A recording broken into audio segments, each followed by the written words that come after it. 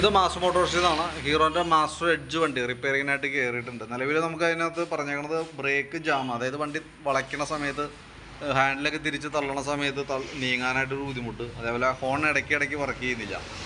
ഈ രണ്ട് കംപ്ലയിൻറ്റുകളാണ് പറഞ്ഞേക്കുന്നത്. നിലവിൽ വേറെ ജനറലായിട്ട് സർവീസോ ഓയിൽ ചേഞ്ചോ വേറെ കംപ്ലയിൻസുകളൊന്നും പറഞ്ഞിട്ടില്ല. അപ്പോൾ നമ്മൾ ആ വർക്കിൻ്റെ മെയിൻ്റനൻസിന് വേണ്ടി വണ്ടി കയറ്റിയിട്ടുണ്ട്. ബാക്ക് ബ്രേക്കിൻ്റെ ഭാഗം തുടങ്ങി നമ്മൾ അഴിച്ച് ചെക്ക് ചെയ്യുന്നുണ്ട്. ബ്രേക്കിൻ്റെ കംപ്ലയിൻറ്റ് പറഞ്ഞതുകൊണ്ട് തന്നെ രണ്ട് ബ്രേക്കിൻ്റെയും ഫ്രണ്ടും ബാക്കും ബ്രേക്ക് ക്യാമൊക്കെ ഒന്ന് അഴിച്ച് ഗ്രീസ് ചെയ്ത് നമ്മൾ റീസെറ്റ് ചെയ്യുന്നുണ്ട്. ബ്രേക്ക് ലൈനറൊക്കെ ഒന്ന് ക്ലീൻ ചെയ്ത് റീസെറ്റ് ആകുന്നുണ്ട്.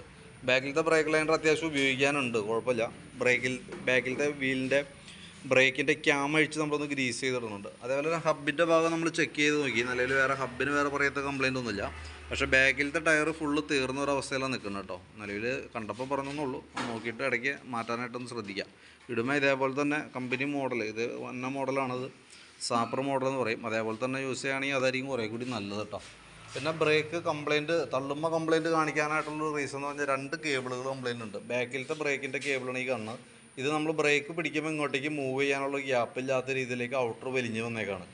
അതുപോലെ തന്നെയാണ് ഫ്രണ്ടിലത്തെ ഒരു ബ്രേക്കിൻ്റെ കേബിൾ, ഈ ഒരു കേബിളും അതേപോലെ തന്നെ ഔട്ടർ വലിഞ്ഞൊരു അവസ്ഥയിലാണ്. അപ്പോൾ ഈ രണ്ട് കേബിളും നോക്കുകയാണെന്നുണ്ടെങ്കിൽ ഈ കേബിൾ ഇത്രയും നിൽക്കുന്നുണ്ട്, ഇത് ബാക്കിയത്തെ വലിഞ്ഞ് നിൽക്കണമെന്ന് ഈ കാണണം കേട്ടോ. അപ്പോൾ അതുകൊണ്ട് ഈ ഒരു കേബിൾ മാറണം. ബാക്കിലേക്ക് പോകണം ബ്രേക്കിൻ്റെ കേബിൾ മാറ്റിയിട്ട് ബ്രേക്ക് അഴിച്ച് ക്ലീൻ ചെയ്താലാണ് ആ ഭാഗം റെഡി ആവുള്ളൂ.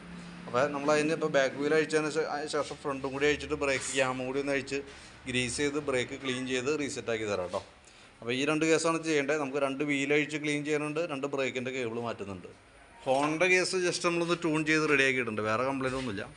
അപ്പോൾ ഞാൻ അതിൻ്റെ ഏകദേശം ഒരു എസ്റ്റിമേറ്റ് നോക്കിയിട്ട് അതിൻ്റെ ഡീറ്റെയിൽസ് വാട്സപ്പിലേക്ക് ഇട്ടേക്കാം. ഈ പറഞ്ഞിരിക്കുന്ന വർക്ക് മാത്രമാണ് നമ്മൾ നോക്കണുള്ളൂ. അത് കാരണം കംപ്ലയിൻറ്റ് വർക്കല്ല, ഈ മെയിനായിട്ട് കംപ്ലയിൻറ്റ് വർക്കായിട്ടാണ് പറഞ്ഞത്, സർവീസ് വർക്കായിട്ടല്ല. സർവീസ് ആണെങ്കിലാണ് നമ്മൾ ഡീറ്റെയിൽ ആയിട്ട് ചെക്ക് ചെയ്യുള്ളൂ.